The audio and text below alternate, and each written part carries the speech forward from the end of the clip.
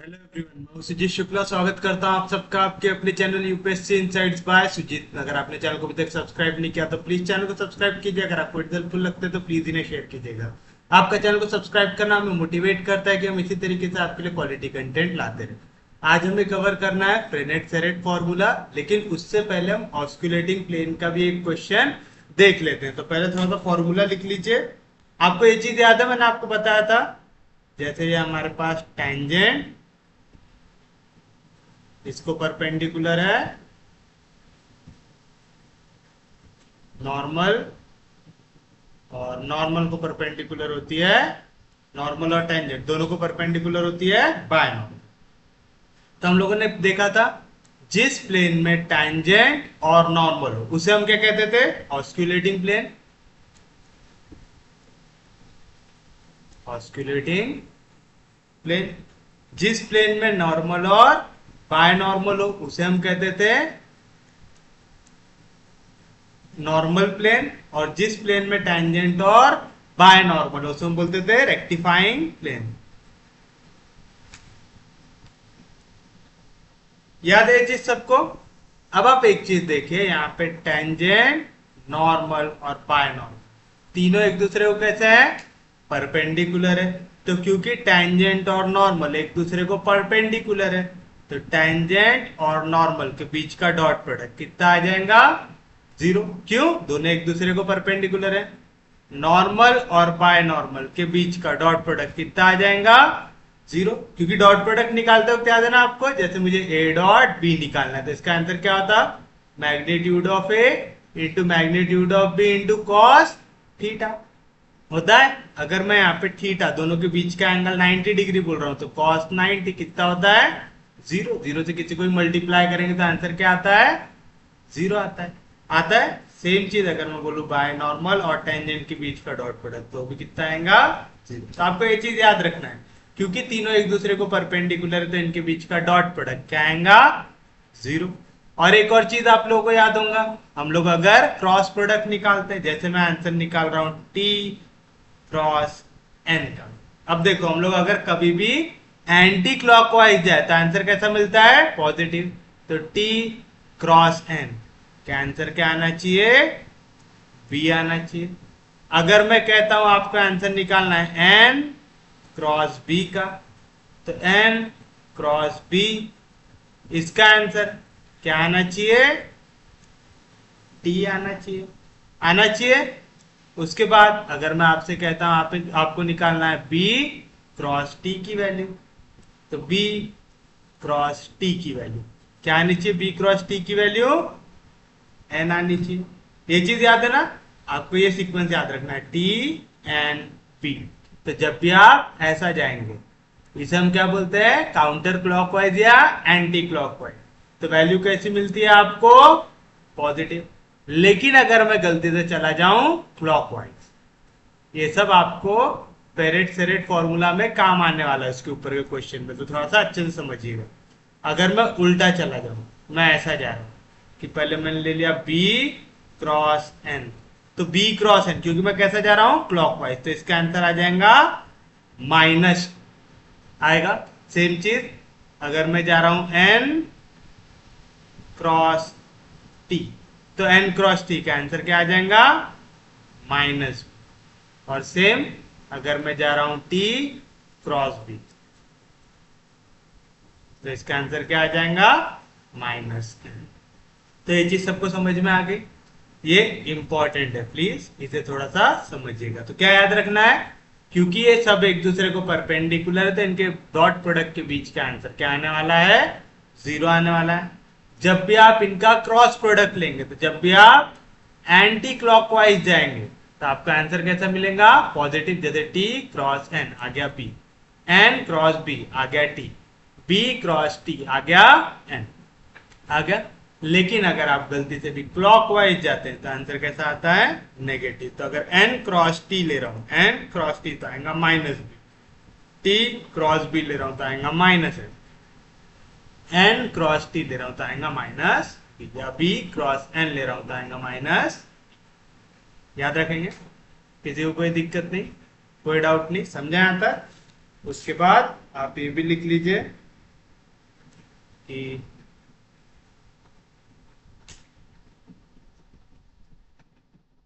Equation of osculating plane को आप लिख सकते हैं R minus R dot B, R minus R dot B is equal to 0. Equation of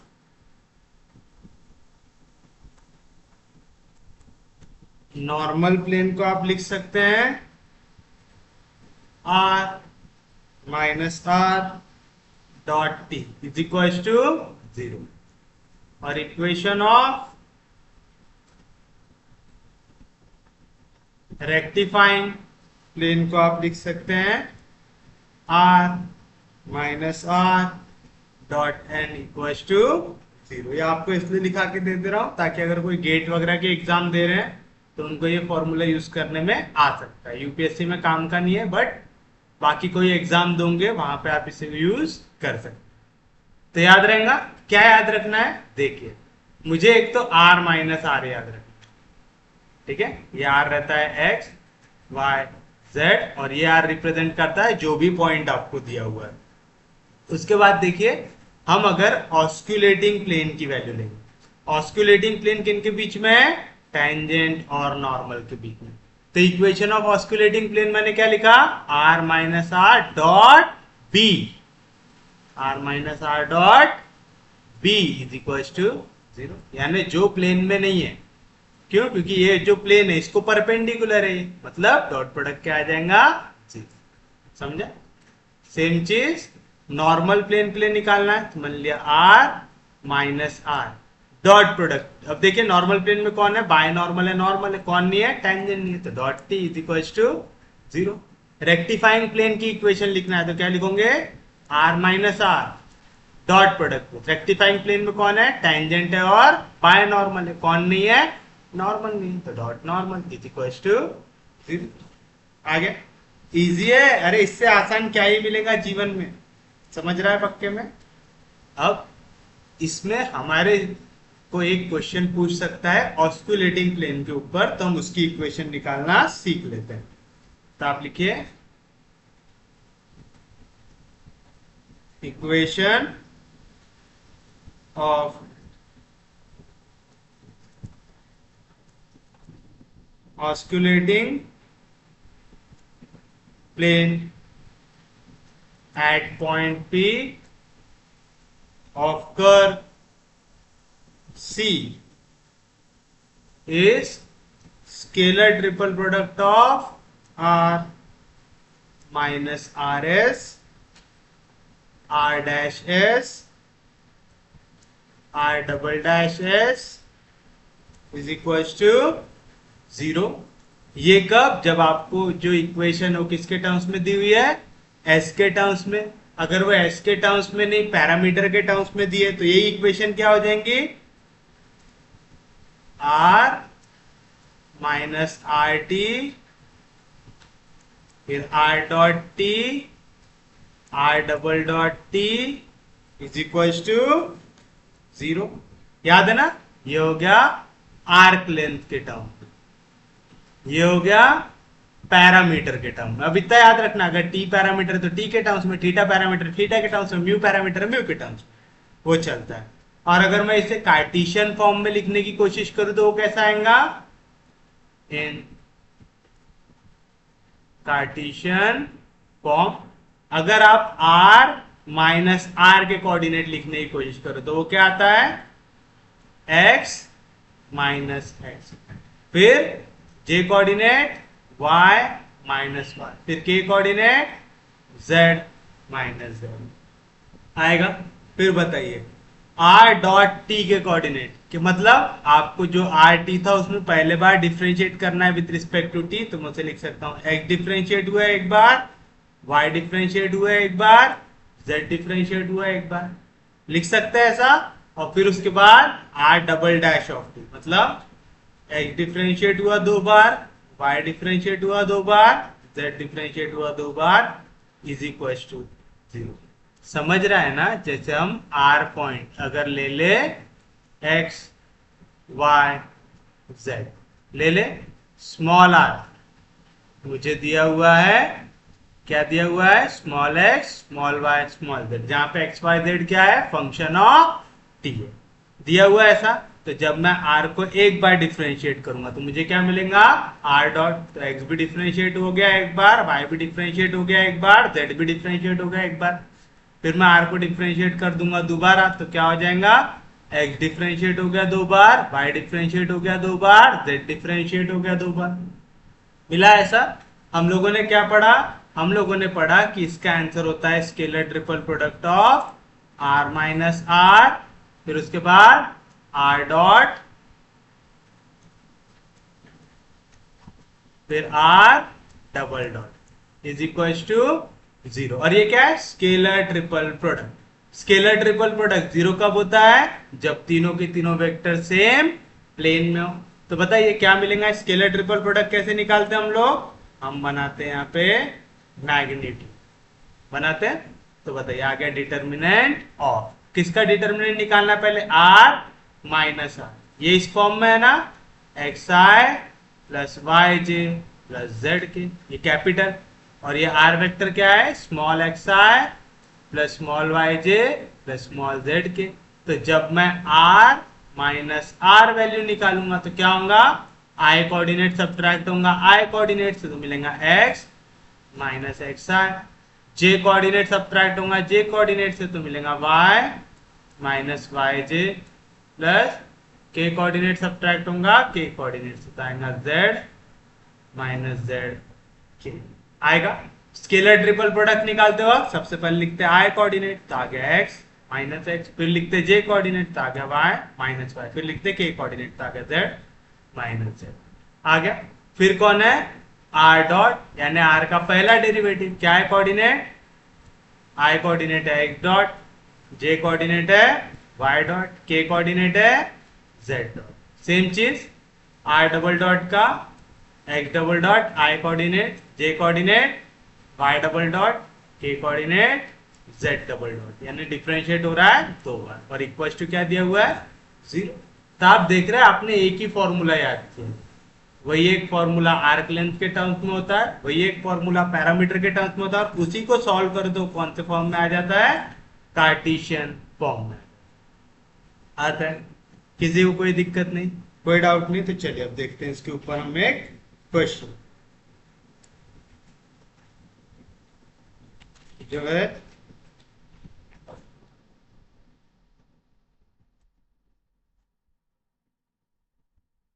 find the equation of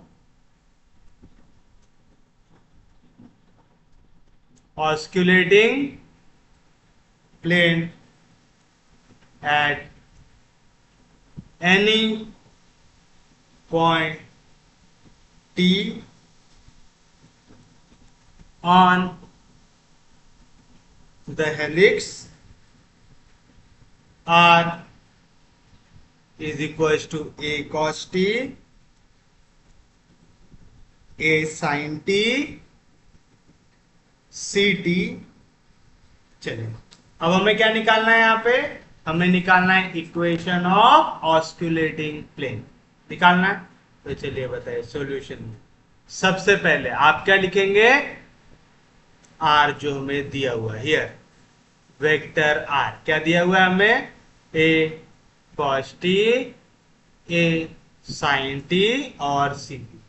मुझे equation of osculating plane निकालना है। Equation of osculating plane याद है ना आप लोगों को, अगर मैं कार्टेशियन फॉर्म में लिखूं तो क्या आता है, x minus x, y minus y, z minus z, x dot y dot z dot, x double dot y double dot z double dot is equal to zero. आता है सर, किसी को कोई दिक्कत नहीं, कोई डाउट नहीं। तो चलिए यहाँ पे हमको दो बार तक के डेरिवेटिव चाहिए। तो पहले हम r को डिफरेंशिएट कर देते हैं एक bar with respect to t, तो क्या मिलेगा, a कांस्टेंट है डेरिवेटिव के बाहर, cos का derivative minus sine, a constant है डेरिवेटिव के बाहर, साइन का डेरिवेटिव कॉस, सी कांस्टेंट है डेरिवेटिव के बाद, टी का derivative with respect to t 1 हो जाएगा। फिर उसके बाद आर डबल डॉट की वैल्यू निकाल लेते हैं, मतलब फिर से डिफरेंशिएट करना है। माइनस ए कांस्टेंट है डेरिवेटिव के बाद, साइन का डेरिवेटिव कॉस, ए कांस्टेंट है डेरिवेटिव के बाद, कॉस का derivative minus sine, c constant है उसका डेरिवेटिव 0 आ गया। तो आप लिखेंगे we know that the equation of osculating plane is, क्या होती है, mod of x minus x y minus y z minus z x dot y dot z dot x double dot y double dot z double dot is equal to 0।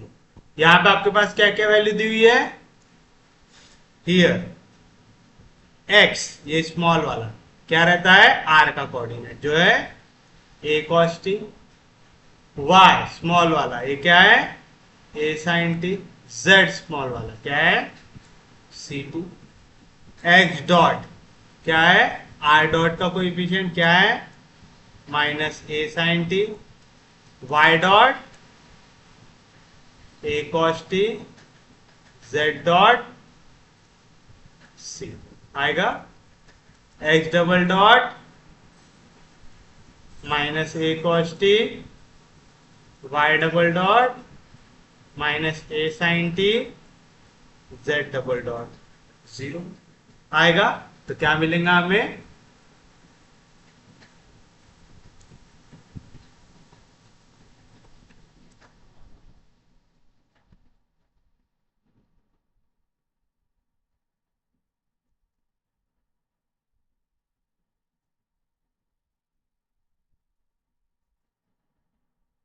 तो आप लिख सकते हैं therefore the required equation of plane is, क्या हो जाएगा, mod of x minus x, x की value क्या है a cos t, y minus y, y की वैल्यू क्या है a sin, z minus z, z की वैल्यू क्या है सी टी, फिर x dot minus a sine t, y dot a cos t, z dot c, x double dot minus a cos t, y double dot minus a sine t, z double dot 0 is equal to 0 आएगा। आप लोगों को याद होगा मैंने कहा था कि डिटर्मिनेंट में कभी भी अगर आपको एक वैल्यू सेम दिखते रहे तो आप वो वैल्यू को बाहर ले सकते हैं। तो हम चाहे तो नीचे वाले से माइनस ए को बाहर ले सकते हैं और चाहो तो इसको बिना लिए भी सॉल्व कर सकते हैं। मैं अभी इसे बिना लिए सॉल्व करता हूं। तो देखिए पहला एलिमेंट एज इट इज आता है तो आ जाएगा x minus a cos T, पहला एलिमेंट का सॉरी पहला एलिमेंट कहाँ पे है, फर्स्ट रो फर्स्ट कॉलम, तो उसे छोड़ दो, 0 जाके क्रॉस होगा किसके साथ, ए कॉस टी के साथ, तो आ जाएगा 0। कौन सा साइन आता है माइनस, और ये माइनस ए साइन टी जाके क्रॉस होगा सी के साथ, तो माइनस इंटू माइनस हो गया प्लस, आ जाएगा ए सी साइन टी, आ गया सेम चीज। तो फिर प्लस साइन आता है, सॉरी पहला साइन प्लस दूसरा साइन माइनस। अब बताइए दूसरा एलिमेंट कौन है, y minus a sine T, कहाँ पे फर्स्ट रो सेकेंड कॉलम, तो फर्स्ट को छोड़ दो और सेकेंड कॉलम को छोड़ दो, 0 जाके क्रॉस होगा माइनस ए साइन टी के साथ, 0 से कुछ भी मल्टीप्लाई हुआ 0। कौन सा साइन आता है माइनस, और माइनस ए कॉस टी जाके मल्टीप्लाई होगा सी से, तो माइनस इंटू माइनस हो जाएगा plus a into C cos T, मिलेगा पहली वैल्यू प्लस दूसरी वैल्यू माइनस, तो तीसरी वैल्यू फिर से आ जाएंगी प्लस, आ जाएगा प्लस, क्या है value z minus c t, z minus c t कहाँ पे है फर्स्ट रो लास्ट कॉलम, फिर क्या होगा ये दोनों वैल्यू हो जाएंगी cross, minus into minus plus a into a square sine into sine sine square two, कौन सा साइन आता माइनस, फिर ये माइनस ए कॉस टी जाके मल्टीप्लाई होगा ए कॉस टी से, लेकिन उसके सामने कौन सा साइन है माइनस, तो माइनस इंटू माइनस हो जाएगा plus a into a square cos into cos cos square t is equal to 0। मिला ऐसा?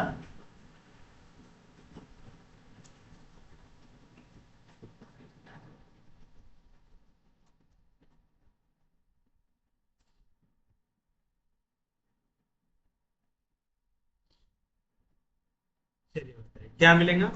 ब्रैकेट को कर देते हैं, पहले x से जाके मल्टीप्लाई होगा ए सी साइन टी, क्योंकि 0 प्लस कोई वैल्यू क्या होती है सेम वैल्यू आएगा, तो x से जाके पूरी वैल्यू होंगी मल्टीप्लाई, तो मिलेगा ए c sine t x minus A into a square into सी, फिर साइन टी मल्टीप्लाई हो जाएगा कॉस टी से। समझा ना, क्योंकि 0 से कुछ भी ऐड हुआ तो कुछ भी चेंज होता है क्या।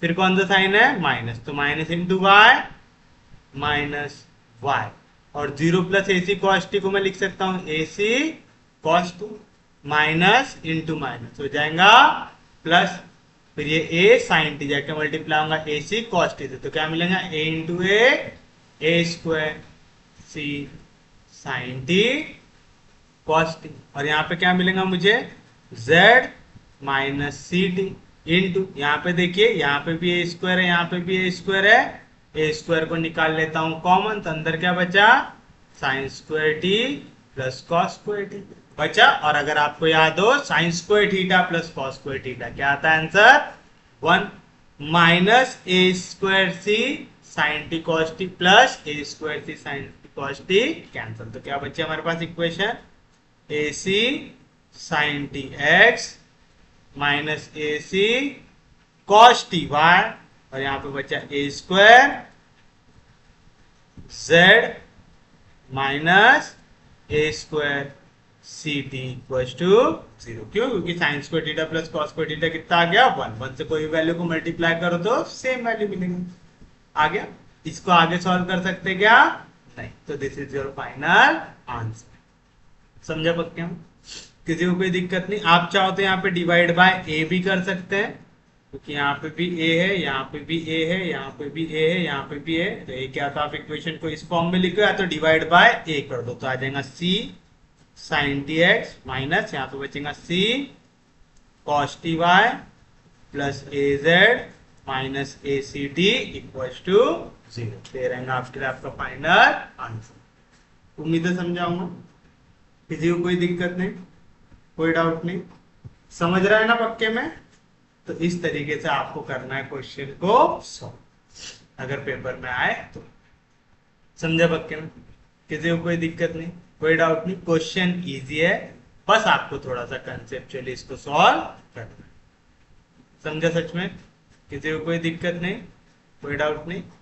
चलिए अब हम बढ़ते हैं हमारे नेक्स्ट टॉपिक की ओर, जो बहुत ज्यादा इंपॉर्टेंट है, वो है फ्रेनेट सेरेट फॉर्मूला। क्या पढ़ना है, फ्रेनेट Serret formula.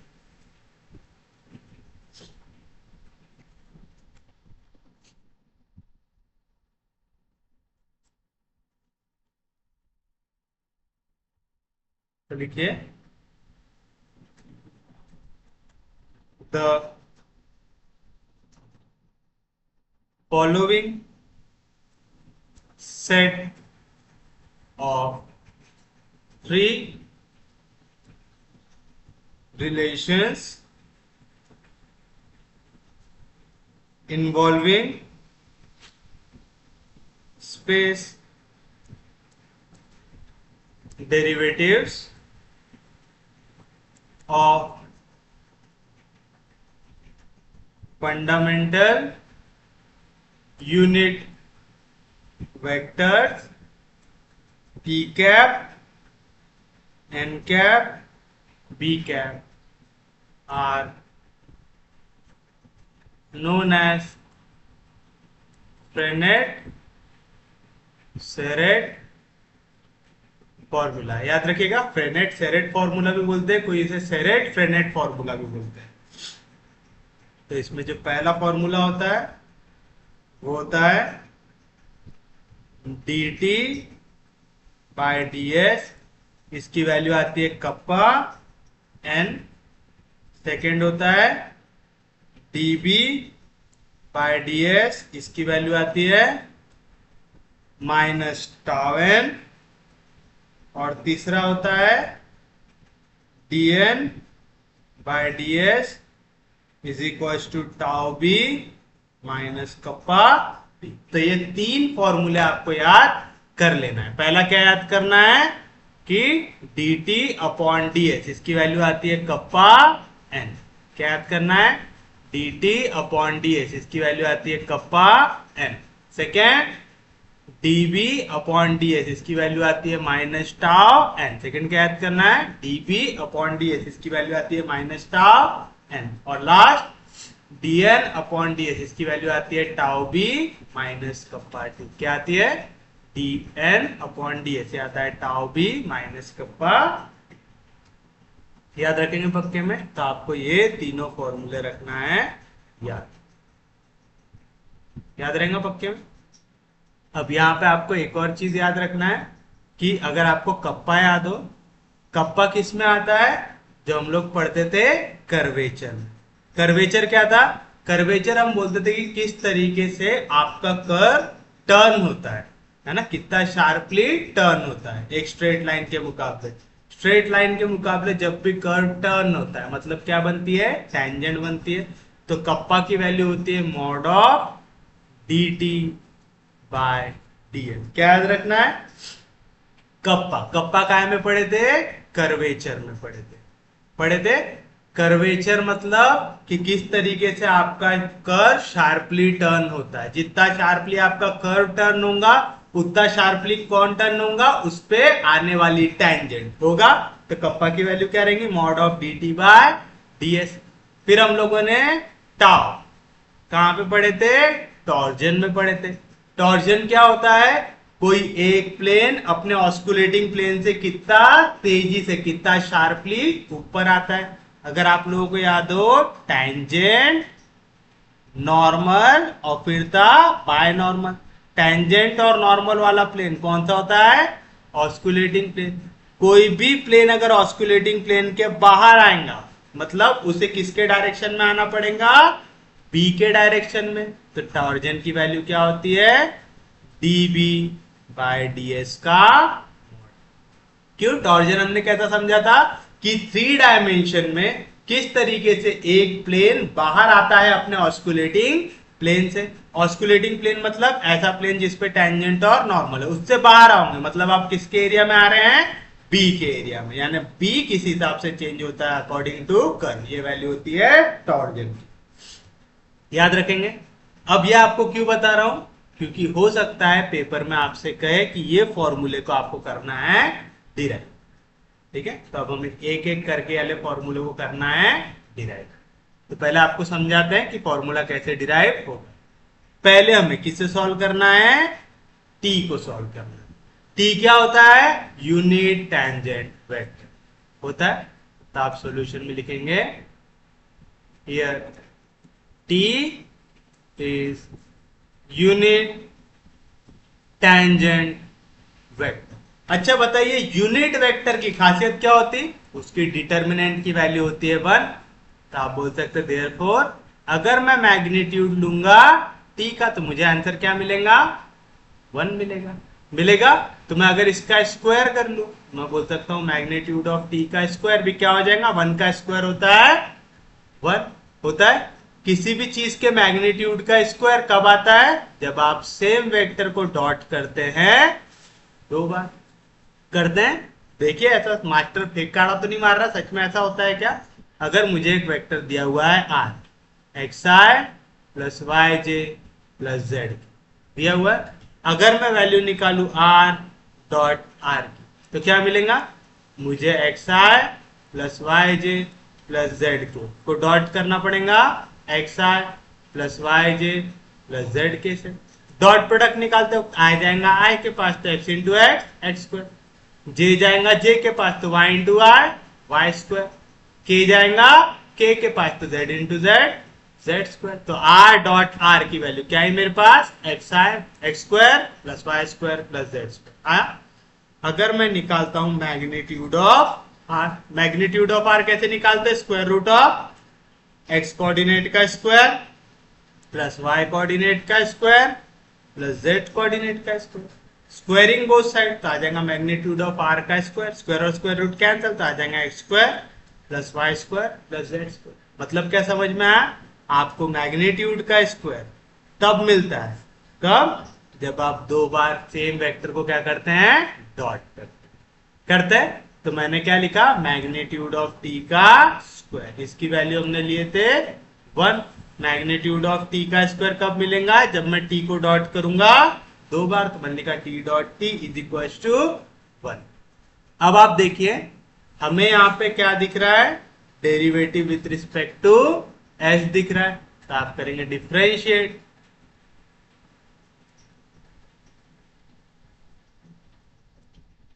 One with respect to s we gate.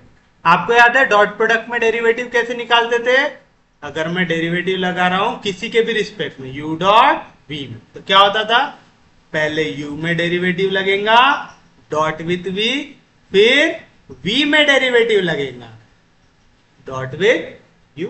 याद है फॉर्मूला, तो बताइए पहले क्या होगा, t पे डेरिवेटिव लगेगा with respect to s dot with v, v की जगह कौन है t, फिर कौन सा साइन आता था प्लस, फिर u एज इट इज आता है, u की जगह कौन है t, डॉट लगेगा डेरिवेटिव v पे, v की जगह भी कौन है t, तो आ जाएगा derivative with respect to t of ds is equal to 1 का डेरिवेटिव 1 कांस्टेंट, उसका डेरिवेटिव 0 हो जाएगा, कोई दिक्कत नहीं, कोई डाउट नहीं, समझा सबको यहां तक। अब आप एक चीज बताइए यहाँ पे मुझे कि मैं अगर डॉट प्रोडक्ट निकाल रहा हूं, चाहे मैं a डॉट b लिखूं, चाहे मैं b डॉट ए लिखूं, कुछ भी चेंज होता है क्या, नहीं। जैसे मुझे वेक्टर a दिया हुआ है 2i plus 3j plus 5k, मुझे वेक्टर b दिया हुआ है i प्लस 3j, i 3 तो ले लिए, तो i plus 4j plus 6k, suppose ऐसा वैल्यू दिया हुआ है। तो अगर मैं a डॉट b निकालूंगा तो क्या होगा, i मल्टीप्लाई होगा i के साथ, तो 2 1 जार, j मल्टीप्लाई होगा j के पास, तो 4 3 जार, प्लस k मल्टीप्लाई होगा k के पास, तो 5 6 जार 32 आएगा। लेकिन अगर मैं निकालता हूं b डॉट a तो क्या होगा, b का i कंपोनेंट मल्टीप्लाई होगा a के कंपोनेंट के साथ, तो 2 1 जार 2, b का j कंपोनेंट मल्टीप्लाई होगा a के j कंपोनेंट के साथ, तो 4 3 जार, b का k कंपोनेंट मल्टीप्लाई होगा a के कंपोनेंट के साथ, तो 6 5 जार, दोनों में वैल्यू कैसे आ रही है सेम। तो आपको क्या याद रखना है, डॉट प्रोडक्ट निकालते वक्त आप चाहे a डॉट b करो चाहे b डॉट a करो, दोनों का मतलब होता है सेम होता है। तो मैं इसी को लिख सकता हूं कि ये आ गया 2 times t dot dt by ds is equal to 0। आ गया, कोई दिक्कत नहीं, कोई डाउट नहीं, समझा पक्के में, सच में समझा। अब आप एक चीज बताइए, dt by ds 2 into value दिया हुआ है, तो यहाँ पे 2 मल्टीप्लीकेशन इधर गया, डिवीजन में तो मैं ऐसा लिख सकता हूं क्या, t dot dt by ds equal to, समझा ना, 2 मल्टीप्लीकेशन इधर गया डिवीजन में, तो 0/2 आंसर क्या आ जाएगा 0। दो वैल्यू का अगर डॉट प्रोडक्ट 0 है, मतलब उनके बीच में कितने डिग्री का एंगल बन रहा होगा, 90 डिग्री का। तो आप बोल सकते therefore dt by ds is perpendicular, dt by ds is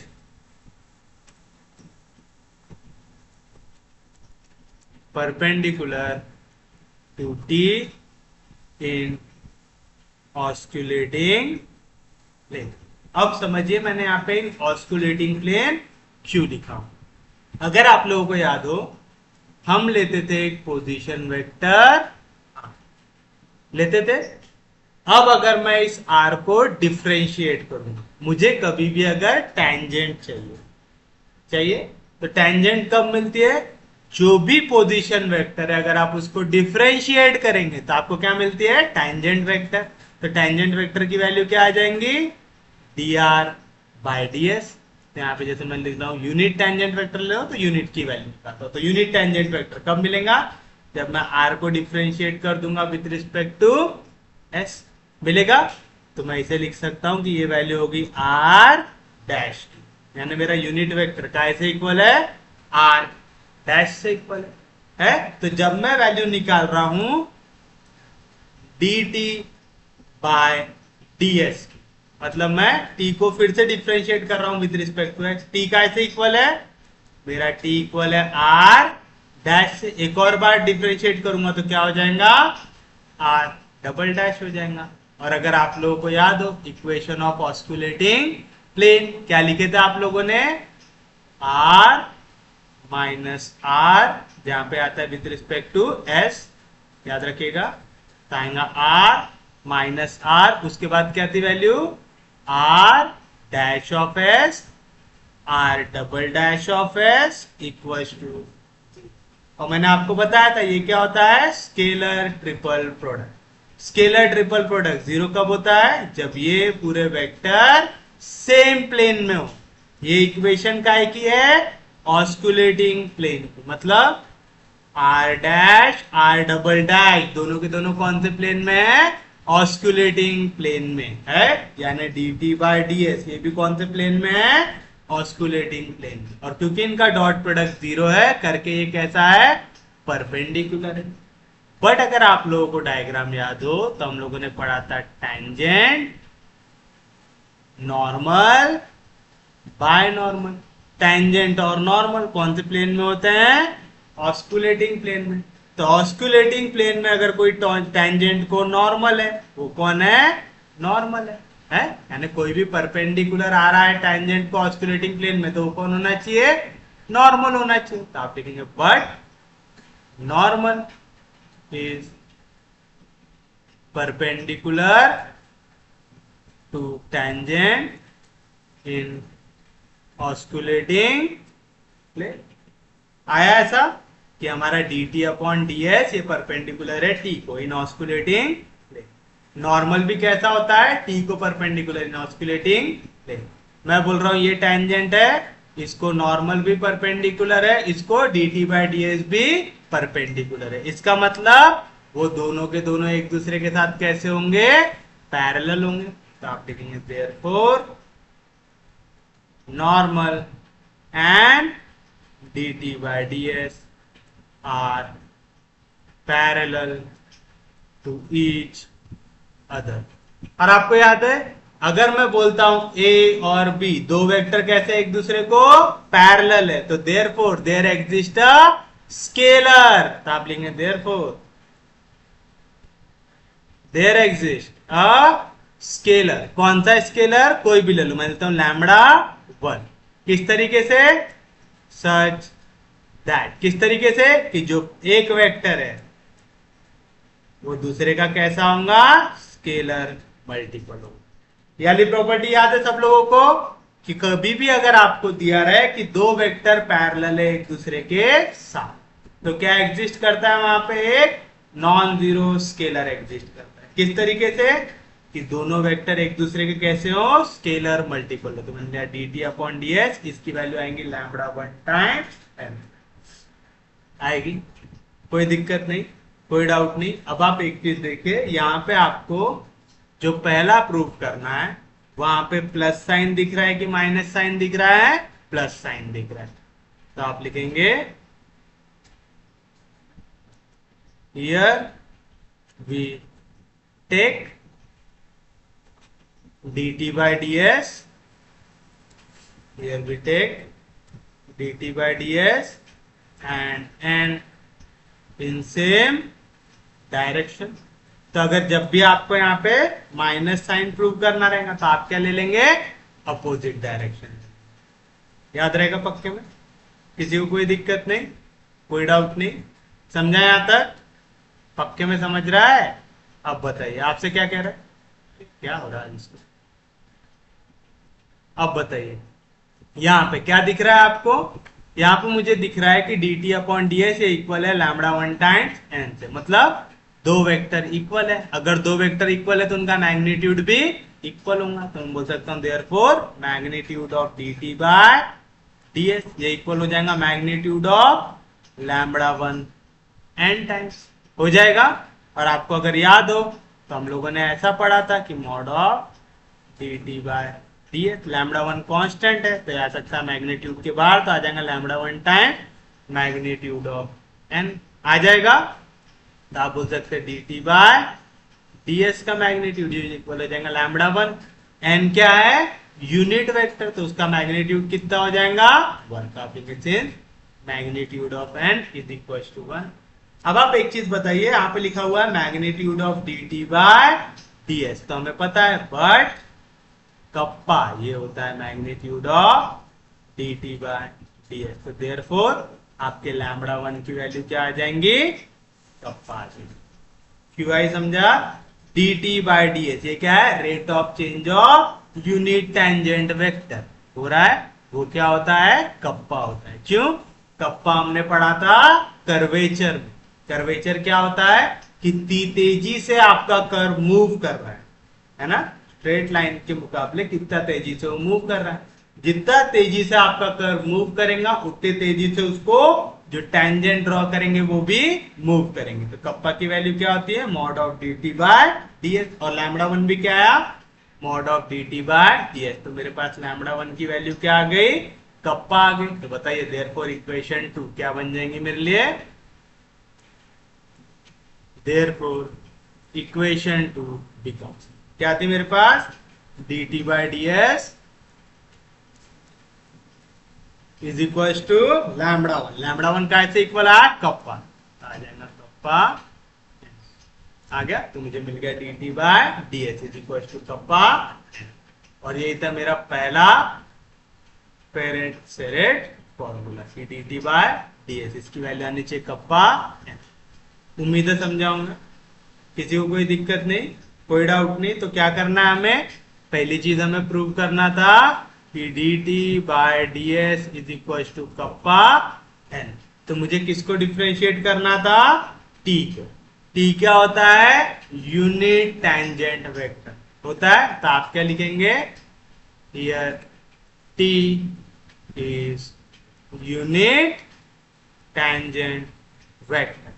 unit tangent vector मतलब ऐसा वेक्टर जिसका मैग्नीट्यूड होता है 1। तो आप बोलेंगे देयरफॉर मैग्नीट्यूड ऑफ टी आ जाएगा 1। मैं स्क्वायरिंग बोथ साइड कर दूंगा तो मैग्नीट्यूड ऑफ टी का स्क्वायर इक्वल आ जाएगा 1 का स्क्वायर 1। किसी भी वेक्टर के मैग्नीट्यूड का स्क्वायर आ रहा है कोई भी नंबर, मतलब स्क्वायर तब आता है जब आप उस वेक्टर को डॉट करते हैं 2 बार। आ गया? तो मैंने लिखा t dot t is equal to 1, इसे दे दिया इक्वेशन नंबर 1। फिर मुझे यहाँ पे डिफरेंशिएशन दिख रहा था विद रिस्पेक्ट टू एस, तो मैंने क्या differentiate equation 1 with respect to s we get. फिर क्या लगाया मैंने? मैं यहाँ पे डेरिवेटिव लगा रहा हूँ यू डॉट वी लगा रहा हूं। तो क्या होता है, कैसे लगाते याद है ना? पहले पे डेरिवेटिव डॉट विद दूसरी वैल्यू, फिर पहली वैल्यू डॉट विद दूसरे पे डेरिवेटिव। यहाँ पे u के जगह भी t है, v के जगह भी t है?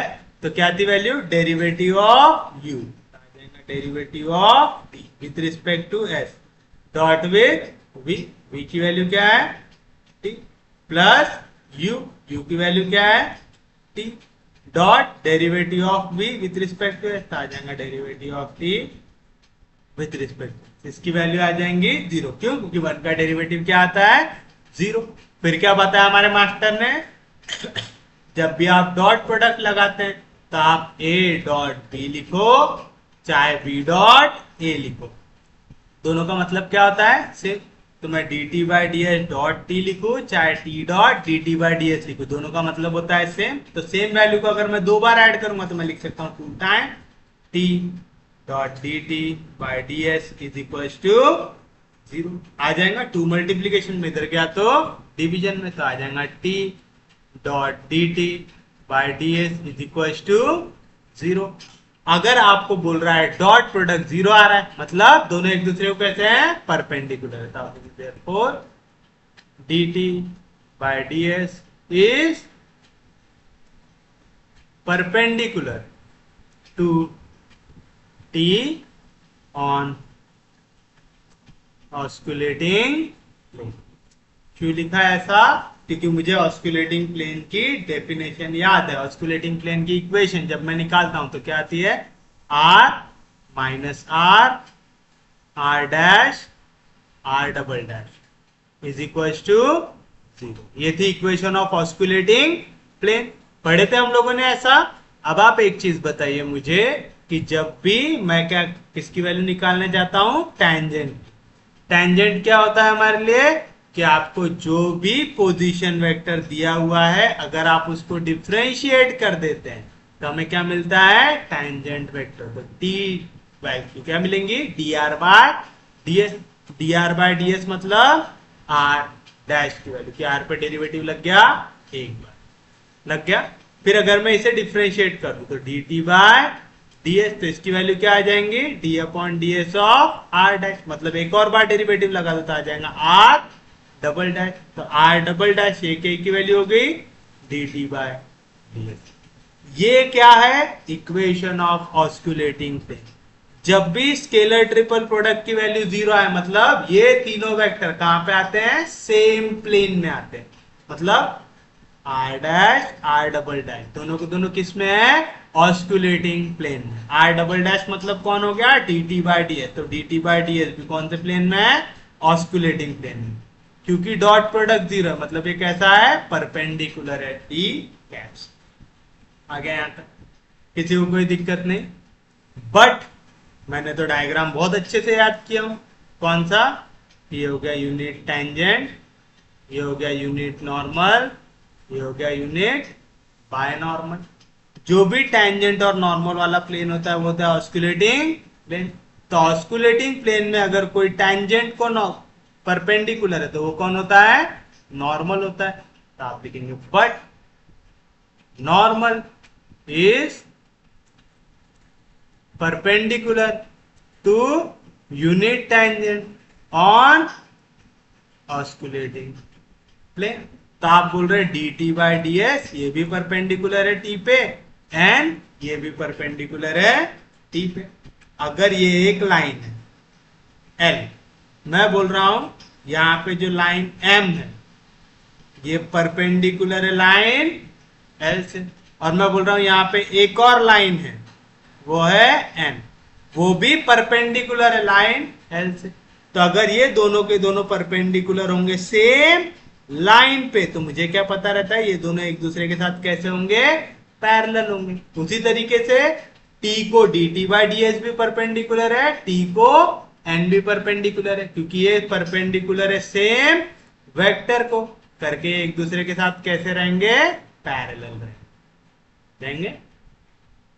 आप क्या लिखेंगे, therefore dt by ds is parallel to n। अब पैरेलल है तो हो सकता दोनों का डायरेक्शन सेम हो सकता दोनों का डायरेक्शन अपोजिट हो। दोनों सिनेरियोस पॉसिबल है।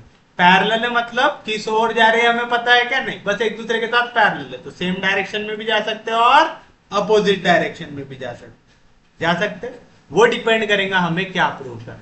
हमें यहाँ पे प्रूव करना है प्लस साइन, क्योंकि प्लस साइन प्रूव करना है हम कौन सा डायरेक्शन लेंगे, हम लेंगे सेम डायरेक्शन लेंगे। किसी को कोई दिक्कत नहीं, कोई डाउट नहीं, समझ रहा है पक्के में। dt upon ds is parallel to n, ले लिए यहां तक, किसी को कोई दिक्कत नहीं, कोई डाउट नहीं। अब बताइए क्या करेंगे हम लोग, dt अपॉन ds अगर पैरेलल है n से, मैंने क्या बताया था, अगर वेक्टर a और b दोनों एक दूसरे के साथ कैसे हैं, parallel, therefore there exist a scalar. किस तरीके से कि पहला वैल्यू दूसरे वैल्यू का क्या आता है, स्केलर मल्टीपल आता है। तो आप लिखेंगे therefore there exist a scalar such that, किस तरीके से कि dt अपॉन ds ये वैल्यू रहेगा लैम्बडा टाइम्स n। हम इसे कहते हैं कि दोनों वेक्टर एक दूसरे के कैसे रहेंगे, स्केलर मल्टीपल रहेंगे। मैंने यहाँ पे प्लस साइन लिया हूं क्योंकि मुझे क्या आंसर चाहिए, प्लस में आंसर चाहिए। तो मैंने यहाँ पे क्या लिया, दोनों के दोनों एक्ट कर रहे हैं सेम डायरेक्शन में कर रहे हैं, कोई दिक्कत नहीं। तो बताइए अगर मैं इसका मैग्नीट्यूड निकालना चाहूँ, दो वेक्टर इक्वल है तो उनका मैग्नीट्यूड भी इक्वल होगा, तो आएगा d t by d s का मैग्नीट्यूड इक्वल रहेगा मैग्नीट्यूड ऑफ लैम्बडा एन के साथ। लैम्बडा कांस्टेंट है, आ गया बाहर, मैग्नीट्यूड ऑफ एन, एन है यूनिट नॉर्मल वेक्टर तो उसका मैग्नीट्यूड होता है 1। यहाँ से मुझे लैम्बडा की वैल्यू मिल गई mod of d t by d S. पर मेरे को ये देखा हुआ लग रहा है, क्यों देखा हुआ लग रहा है, D t by d S tangent में चेंज आ रहा है। टेंजेंट में चेंज कब आता है, जब आपका कर्व टर्न करे। कर्व टर्न कहाँ पे करता है, कर्वेचर पे करता है।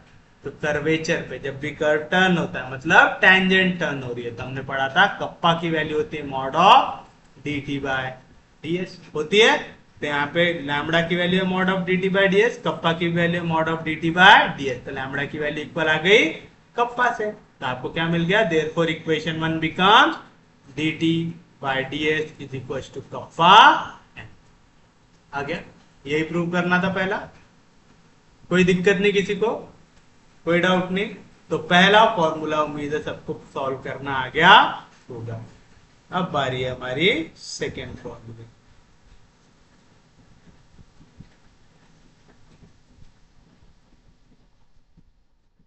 चलिए अब हम देखते हैं हमारा सेकेंड फॉर्मूला, हमें ये प्रूव करना है। बताइए अब डेरिवेटिव किस पे लगाना है, बी पे लगाना है। तो आप लिखेंगे now b is unit binormal vector.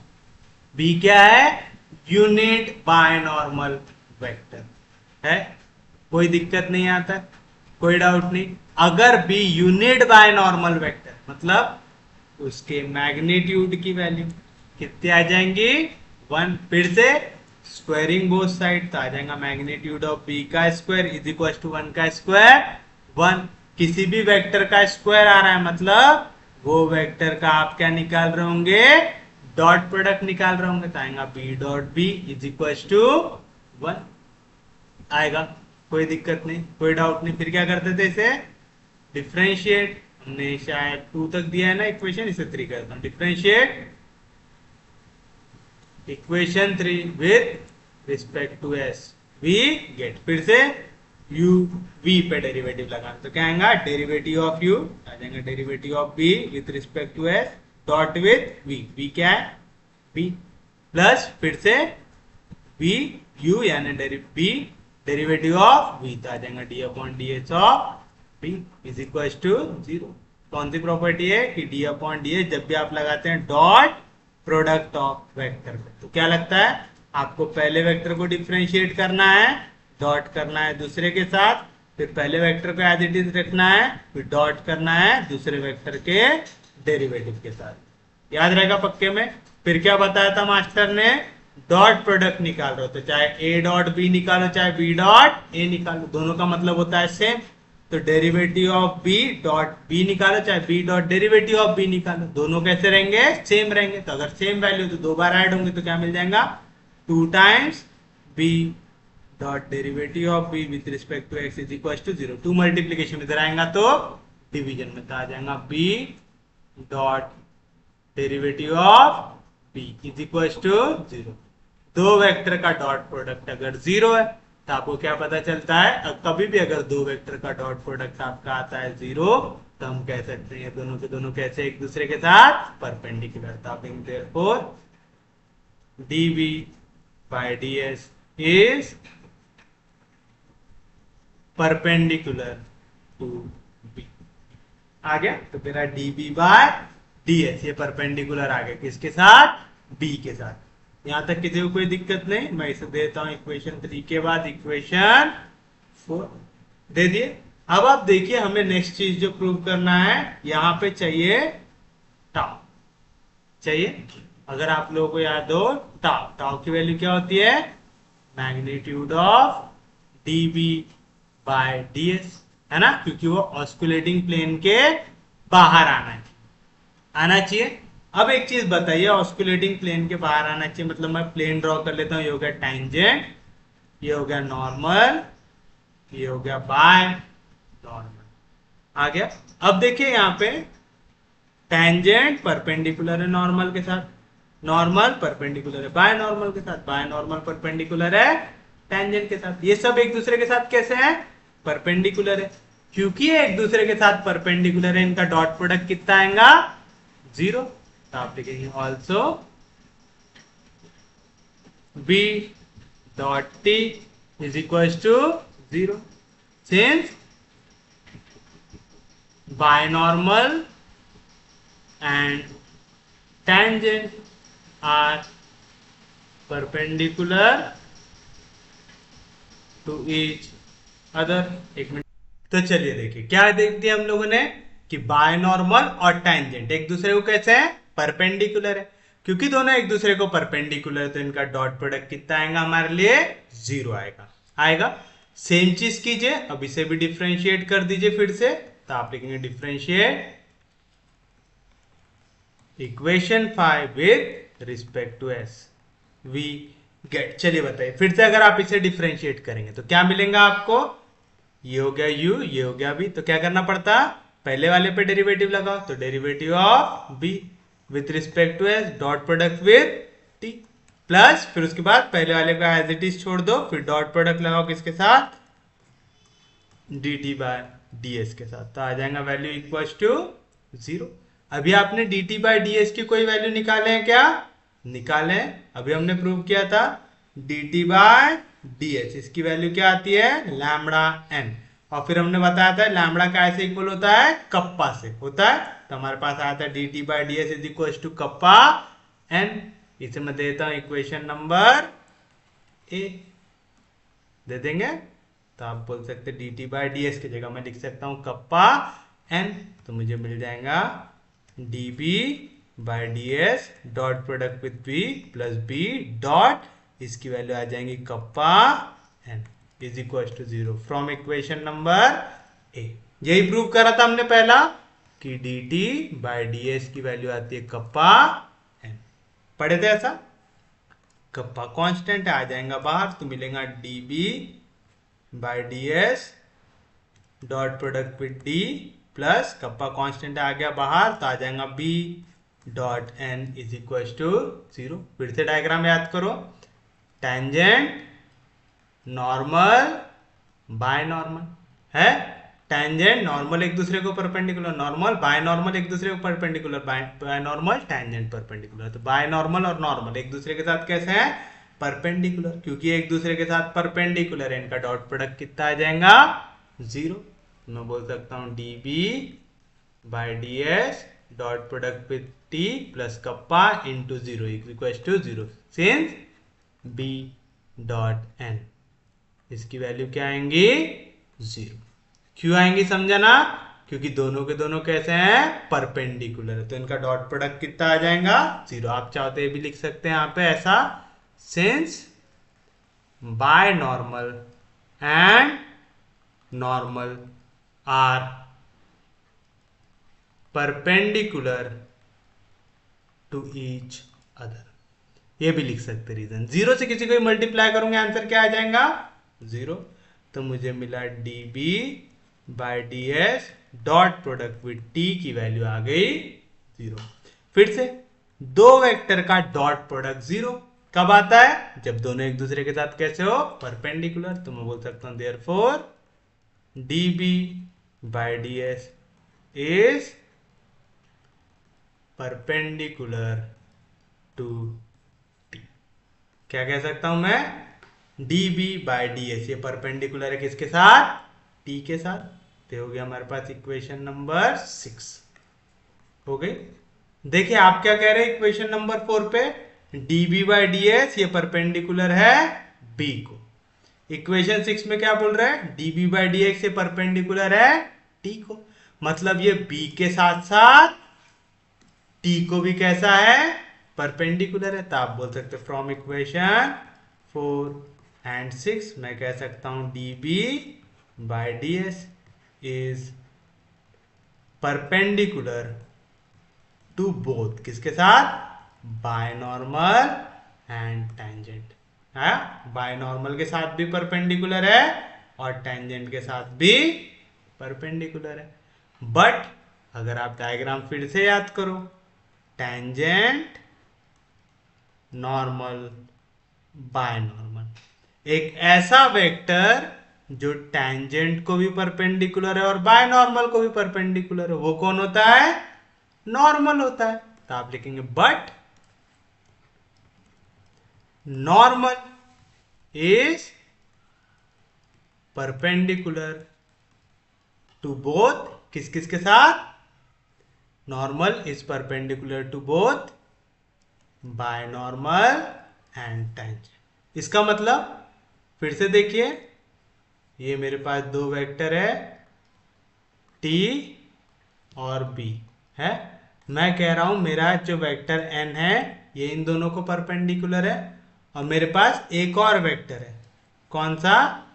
db by d s, ये भी ये दोनों को परपेंडिकुलर है। क्योंकि ये दो वेक्टर को परपेंडिकुलर है मतलब एक प्लेन को परपेंडिकुलर है ऐसा? ये अगर मैं बोलूं ये मेरा हाथ है, ये है मेरा टेंजेंट है, ये है मेरा बायनॉर्मल है।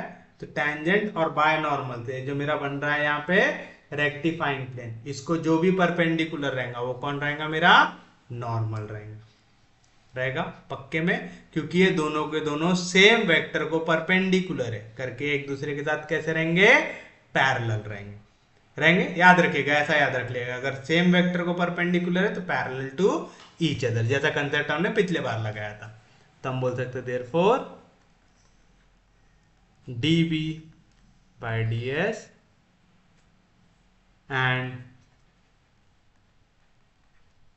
दूसरा कौन है? Normal are parallel to each other. बताइए, दो वेक्टर एक दूसरे के साथ पैरेलल होते हैं तो क्या एग्जिस्ट करता है? एक स्केलर करता है। तो आप लिखेंगे therefore there exist a scalar, मैं लेता हूं लैम्डा टू सच दैट, किस तरीके से कि ये दोनों रहेंगे scalar multiple of each other. तो मैं लिखूंगा dB by ds is equal to lambda two times, आ जाएगा। कोई दिक्कत नहीं, कोई डाउट नहीं, समझा यहां तक? पक्के में समझा? सच में समझा? किसी को कोई दिक्कत नहीं है, कोई डाउट नहीं है? सबको समझ में आना चाहिए, सबसे इंपॉर्टेंट चीज ये है यहाँ पे। समझ रहा है? अब आप एक चीज बताइए, क्वेश्चन कितने दे चुके? हम लोग 6 दे चुके थे, तो हो जाएगा 7। आ गया? फिर से मैं ले लेता हूं इनका मैग्नीट्यूड। दो वेक्टर अगर इक्वल है तो इनका मैग्नीट्यूड भी इक्वल होगा। तो मैं बोल सकता हूँ mod of dB by ds, इसकी वैल्यू आ जाएंगी mod of lambda two n से इक्वल, लैम्डा टू कांस्टेंट है, आ जाएगा बाहर, तो आ जाएगा मॉड ऑफ n से। n क्या है? यूनिट नॉर्मल वेक्टर, तो उसका मैग्नीट्यूड क्या आता है? 1। तो देयरफॉर लैम्डा टू की वैल्यू क्या आएंगी? Mod of dB by ds आ जाएंगे। कोई दिक्कत नहीं, कोई डाउट नहीं। अब आप बताइए mod of dB by ds क्या होता है? Tangent, normal, binormal. हमने क्या पढ़ा था? नॉर्मल और टेंजेंट के बीच में जो प्लेन आता है वो होता है ऑस्कुलेटिंग प्लेन। टॉर्जन की डेफिनेशन क्या थी? कोई भी प्लेन कितनी तेजी से ऑस्कुलेटिंग प्लेन के बाहर आता है। अगर वो ऑस्कुलेटिंग प्लेन के बाहर आएगा मतलब किसके रीजन में आएगा? बायनॉर्मल के। तो जैसे ही वो ऑस्कुलेटिंग प्लेन के बाहर आएगा क्या उसका चेंज होगा? बायनॉर्मल चेंज होगा। तो rate of change of binormal ये क्या होता है हमारे लिए? टॉर्जन होता है। तो आप लेंगे बट टॉर्जन होता है rate of change of binormal. तो मैं बोल सकता हूँ देयरफॉर लैम्डा टू इक्वल आ जाएगा टॉर्जन से, आ जाएगा। किसी को कोई दिक्कत नहीं, कोई डाउट नहीं, तो आप लिख देंगे देयरफॉर इक्वेशन 7 बिकम्स, क्या मिल जाएगा? dB by ds is equal to lambda two की वैल्यू मैंने ले लिया टॉर्जन टाइम्स n, तो आ गया टॉर्जन टाइम्स n। बट अगर आप लोगों को याद हो हमें प्रूव करना है dB by ds is equal to minus torsion time है, तो क्या करेंगे, हम ले लेंगे अपोजिट डायरेक्शन। तो मैं यहाँ पे डाल दूंगा माइनस साइन और मैं यहाँ पे लिखूंगा रीजन ऑल्सो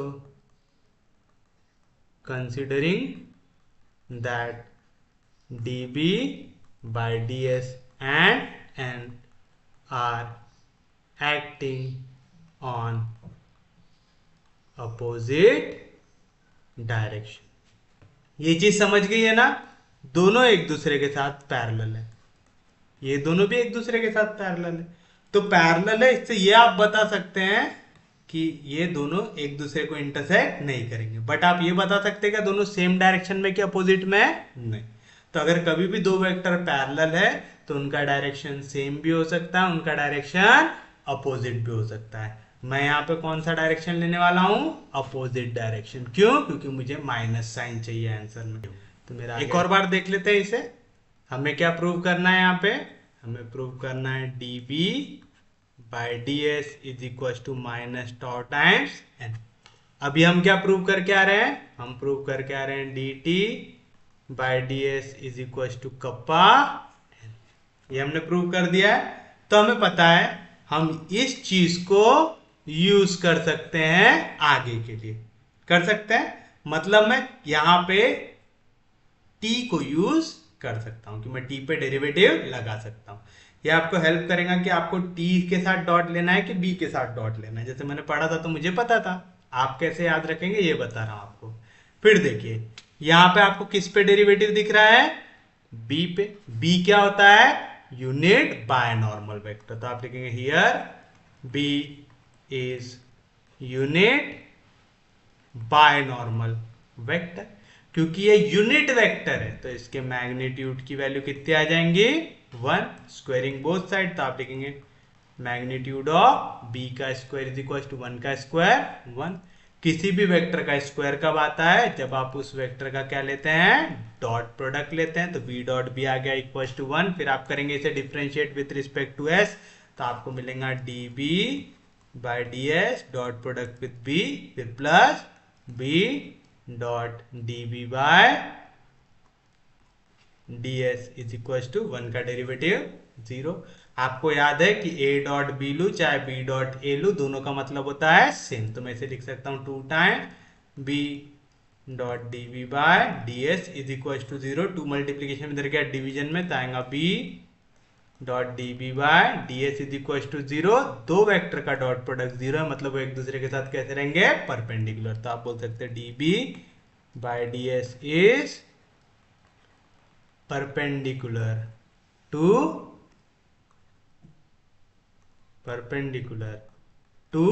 b। आया। बट अब हमें देखो, हम लोगों ने पढ़ा हुआ था टैंजेंट, नॉर्मल, बायनॉर्मल।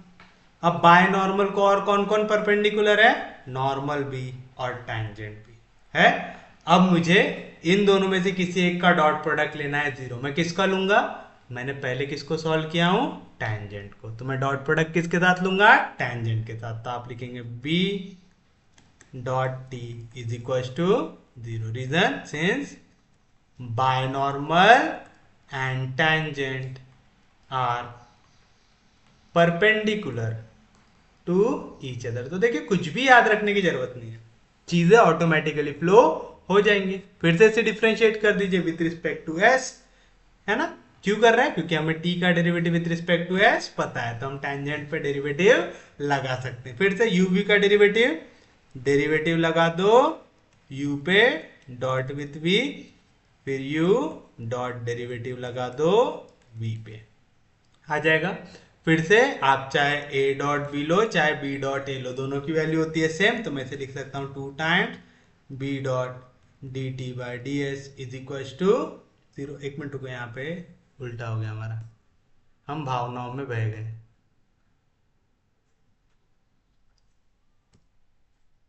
है ना। इतना भावनाओं में नहीं बहना, ये दोनों इक्वल है क्या, नहीं। यहाँ पे derivative of b with respect to x dot product with t, यहाँ पे b dot dt by ds।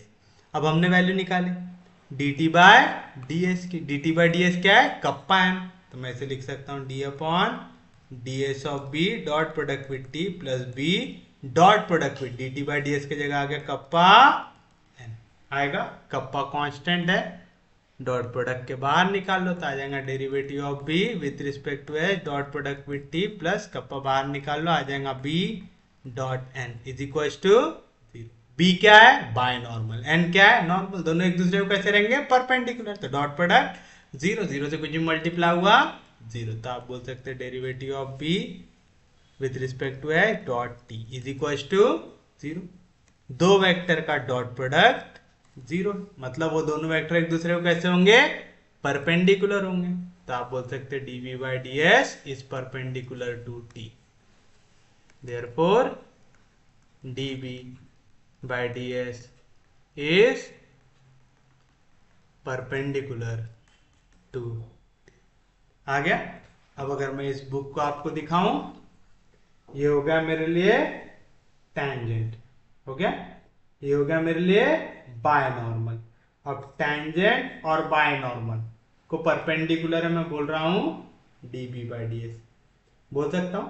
तो देखिए जैसे मैं इसे इस तरीके से ड्रॉ करूंगा तो ये dB by ds है, अज्यूम कीजिए, तो dB by ds किसको परपेंडिकुलर हो गया टेंजेंट को, और dB by ds किसको परपेंडिकुलर हो गया बाय नॉर्मल को, हो गया। तो मैं कह सकता हूं therefore dB by ds is perpendicular, dB by ds is perpendicular to both, किस किस को परपेंडिकुलर हो जाएगा b को भी एंड t को भी हो जाएगा। तो हमारा dB by ds अगर मैं ऐसा ड्रॉ करूं तो ये 90 डिग्री पे टेंजेंट और बाय नॉर्मल, और ये आ गया मेरा dB by ds आ गया।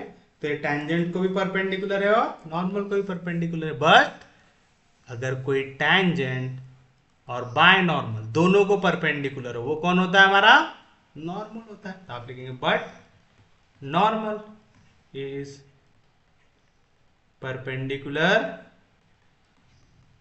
To both, but normal is perpendicular to both binormal and tangent. तो ये दोनों एक दूसरे के साथ कैसे हो जाएंगे पैरेलल, क्योंकि ये दोनों के दोनों परपेंडिकुलर है सेम वेक्टर को, तो एक दूसरे के साथ कैसे होंगे पैरेलल। तो आप लेंगे therefore dB by ds and n are parallel to each other। कभी भी अगर दो वेक्टर पैरेलल है तो वहां पे क्या एग्जिस्ट करता है एक स्केलर, किस तरीके से कि दोनों वेक्टर एक दूसरे कैसे हो स्केलर मल्टीपल। तो मैं बोल सकता हूं dB अपॉन ds की वैल्यू आ जाएंगे लैम्बडा टू n। अभी तक मैंने ये नहीं देखा उनका डायरेक्शन क्या है, मैं डायरेक्ट आंसर में लूंगा कि मैं चाहूं तो सेम डायरेक्शन ले सकता हूं, मैं चाहूं तो अपोजिट डायरेक्शन ले सकता हूं। किस पे डिपेंड करेगा आंसर पे। अगर हमें पॉजिटिव साइन चाहिए तो हम लेंगे सेम डायरेक्शन, हमें अगर नेगेटिव साइन चाहिए तो हम लेंगे नेगेटिव डायरेक्शन, अपोजिट डायरेक्शन लेंगे। लगा दीजिए मैग्नीट्यूड, तो मैं बोल सकता हूँ therefore magnitude of dB by ds is equal to lambda two constant है, मैग्नीट्यूड के बाहर मैग्नीट्यूड ऑफ n, n है यूनिट वेक्टर, उसका मैग्नीट्यूड होता है 1, तो लैम्बडा टू की वैल्यू आ गई mod of dB by ds।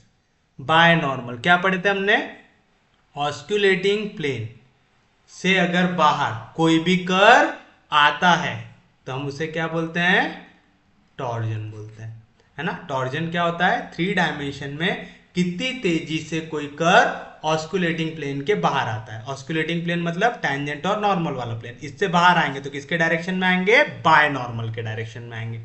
तो rate of change of by normal ये क्या होता है टॉर्जन, तो आ जाएगा mod of dB by ds होता है। तो मैं बोल सकता हूँ टॉर्जन इक्वल आ गया लैम्बडा टू से, यानी जहां पे भी लैम्बडा टू है उसकी जगह मैं क्या लिख सकता हूँ टॉर्जन लिख सकता हूँ। और मैंने क्या लिखा हूँ dB अपॉन ds ये इक्वल है लैम्बडा टू n से, तो मैं बोल सकता हूँ देयरफॉर dB अपॉन ds इसकी वैल्यू आ जाएंगी टॉर्जन n आ जाएंगे, बट मुझे तो प्रूव करना है dB upon ds is equal to minus torsion है, तो मैं कौन सा साइन डाल दूंगा माइनस साइन, और क्या लिख दूंगा कि ये दोनों कौन से डायरेक्शन में है अपोजिट डायरेक्शन। है ना, क्योंकि ये दोनों एक दूसरे के साथ पैरेलल है, तो सेम डायरेक्शन में भी आ सकते हैं और अपोजिट डायरेक्शन में भी आ सकते हैं। तो आप लिख सकते हो here we consider that dv upon ds and n are acting in opposite direction. आ गया, तो आपने सेकेंड पार्ट भी कर लिया, प्रूव कर लिया। अब बचा है हमारे पास इसका लास्ट पार्ट,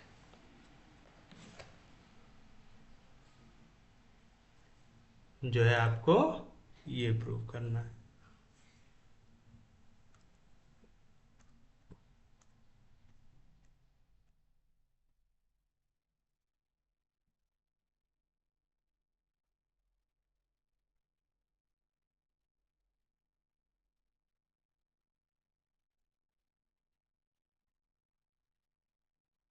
ये आपको करना है प्रूव। अच्छा बताओ, अभी तक आप लोगों ने क्या क्या प्रूव कर दिया? हमने बता दिया कि d t upon d s इसकी वैल्यू है कप्पा एन, और क्या बता दिया? D b upon d s इसकी वैल्यू है माइनस टाउ एन, बता दिया इतना। यहां तक किसी को कोई दिक्कत नहीं है। अब ये तीसरी वैल्यू प्रूव करना है। यहाँ पे हमें किस पे डेरिवेटिव लगाना है? एन पे। तो हम डायग्राम देख लेते हैं। ये हमारे पास टॉर्जन, ये हमारे पास नॉर्मल, ये हमारे पास बाय नॉर्मल है। अब मैंने आपको साइक्लिसिटी समझाया था कि हमें अगर कभी भी पॉजिटिव वैल्यू लेना है, तो अगर मुझे एन की वैल्यू चाहिए तो आप लिखेंगे वी नो दैट एन की वैल्यू क्या रहेंगी? जब तक हम लोग एंटी क्लॉकवाइज जाते हैं तो वैल्यू कैसी रहती है? पॉजिटिव। तो मैं इनको क्या लिख सकता हूं? बी क्रॉस टी लिख सकता हूं, कोई दिक्कत नहीं किसी को भी। ये चीज याद है ना, जब तक आप साइक्लिक ऑर्डर में जाओगे, जैसे मैंने बी को क्रॉस किया टी पे, तो क्या आंसर मिलेगा? एन, क्योंकि मुझे एन की वैल्यू चाहिए थी, मैंने इसे इस तरीके से लिखा। अब मैं इक्वेशन कौन सी दूं इसे? हम कितनी इक्वेशन दे चुके हैं? 7 तक दे चुके हैं ना, तो हो जाएंगे मेरे लिए इक्वेशन नंबर 8। और ये जो आपने प्रूव किया है इसे दे दीजिए इक्वेशन नंबर बी, दे दिए। इसे दे देते हैं इक्वेशन नंबर 8। तो आप लेंगे differentiate equation 8 with respect to s, we get क्या मिलेगा? dn upon ds is equal to, cross product में भी सेम लॉजिक लगता है कि आप अगर डेरिवेटिव लगा रहे हैं u क्रॉस v पे, तो क्या करो? पहले u पे डेरिवेटिव लगा दो with respect to s, cross कर दो v के साथ, प्लस u को उसके हाल पे छोड़ दो और डेरिवेटिव लगा दो v पे और कर दो दोनों को क्रॉस। यहाँ पे ये है u की जगह, ये है v की जगह, तो क्या आएगा? डेरिवेटिव ऑफ u, तो आ गया derivative of b with respect to s। ये हो जाएगा क्रॉस किसके साथ? v के साथ। v की जगह कौन है? t, प्लस फिर पहले वाले को एज इट इज लिख दो तो आ जाएगा b, और क्रॉस कर दो, डेरिवेटिव लगा दो दूसरे पे, तो आ जाएगा derivative of t with respect to s। आ जाएगा, कोई दिक्कत नहीं, कोई डाउट नहीं। db by ds, db by ds क्या है वैल्यू? Minus tau n. आ गया, ये क्रॉस हो गया t के साथ, plus b cross dt by ds क्या है वैल्यू? Kappa n. आ गया, कहां से आया? From equation a and b आया, कोई दिक्कत नहीं।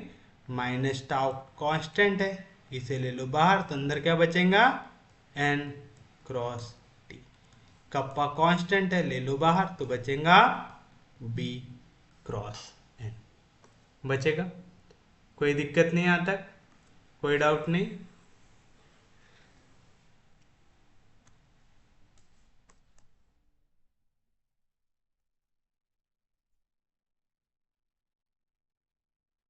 यहां तक किसी को कोई दिक्कत नहीं है? हमने क्या प्रूव कर दिया? dn अपॉन ds की वैल्यू हमारे पास आ गई minus tau n cross t plus kappa b cross n. फिर से डायग्राम पे चलो, ये डायग्राम बहुत इंपॉर्टेंट है, समझ में आ गया होगा है ना आपको? Unit tangent normal by normal, पहली क्या वैल्यू है? एन क्रॉस टी, तो एन क्रॉस टी कौन सा डायरेक्शन हो गया? क्लॉकवाइज। क्लॉकवाइज में क्या आंसर आता? माइनस टाउ, जैसा था वैसा। जैसे ही क्लॉकवाइज जाओगे आपको कौन सा साइन डालना पड़ता है? Minus B. आ गया, कोई दिक्कत नहीं, plus kappa into b cross n, b cross होगा एन के साथ। कौन सा डायरेक्शन आ गया फिर से, क्लॉकवाइज, क्लॉकवाइज आ गया, कौन सा साइड डालना पड़ेगा, माइनस, तो बी क्रॉस एन क्या आ जाएंगी वैल्यू, टी आ जाएगा। कोई दिक्कत नहीं, तो ये चीज आपको समझ में आ रही ना, जब भी आप क्लॉकवाइज जाओगे नेगेटिव, एंटी क्लॉकवाइज जाओगे पॉजिटिव, तो आप रीजन मेंशन कर देंगे, सिंस एन क्रॉस टी की वैल्यू होती है minus b and b cross n की वैल्यू होती है माइनस टी। तो आप देख रहे हैं अगर आप डायग्राम ड्रॉ करते हुए चल रहे हैं ना, तो चीजें हार्ड नहीं लगेंगी। माइनस इंटू माइनस हो जाएगा plus tau p, plus into minus आ जाएगा माइनस कप्पा टी। अच्छा, अपने कप्पा के ऊपर का के लिए वेक्टर बना दिया, कप्पा आएगा तो आ जाएगा tau b minus kappa t. यही प्रूव करना था आपको, d n upon d s is equal to tau b minus kappa t. Easy है, समझा पक्के में, किसी को कोई दिक्कत नहीं, कोई डाउट नहीं। तो यहाँ पे आप लोगों ने क्या क्या किया, अपने इक्वेशन ने प्रूव किया था, जो था d t by d s is equal to kappa n, prove किया था, ये थी हमारी इक्वेशन है। और फिर हमने प्रूव किया था dB by d s is equal to minus tau n, equation number b. तीसरा हमें क्या प्रूव करना था, हमें प्रूव करना था derivative of n with respect to s, इसकी वैल्यू क्या आती है, tau b minus kappa t, करना था प्रूव, ये हमें करना है प्रूव करना है।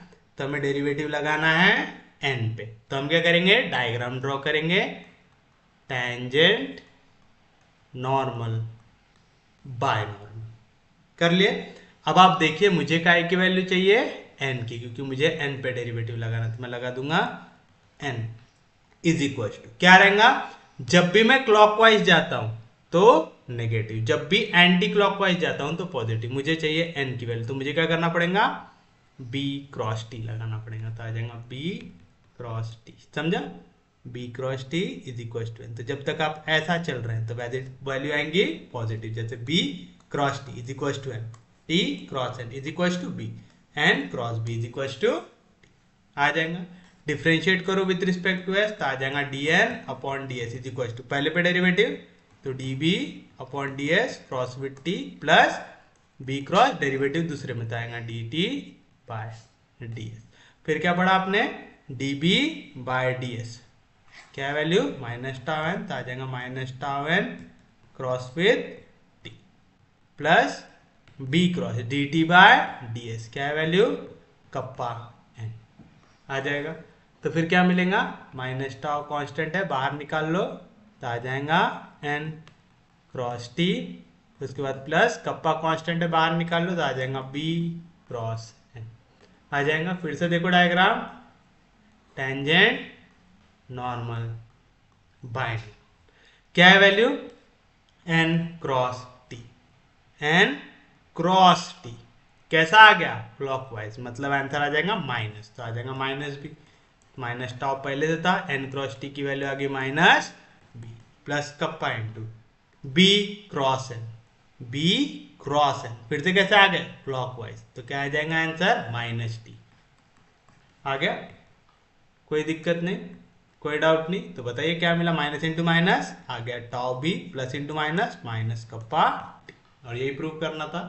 अब कल के लेक्चर के पहले ये डेरिवेशन अच्छे से पढ़ के आइएगा और ये तीनों पॉइंट याद करके आइएगा, point a, point b, point c, क्योंकि कल हमें देखना है इसके ऊपर क्वेश्चन। तो फिर उसके बाद हमारा वेक्टर एनालिसिस हो जाएगा समाप्त, तो मंडे को यार टॉपिक हो जाएगा समाप्त।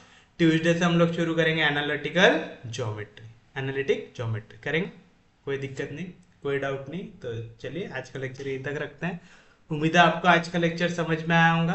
अगर आपको लेक्चर समझ में आ रहे, यूजफुल लग रहे, तो प्लीज चैनल को सब्सक्राइब कीजिए, वीडियो को शेयर कर दीजिए। सबसे इंपॉर्टेंट चीज, पढ़ते रहिए, रिवाइज करते रहिए। हम लोग मिलेंगे कल, तब तक के लिए take care, have a nice day.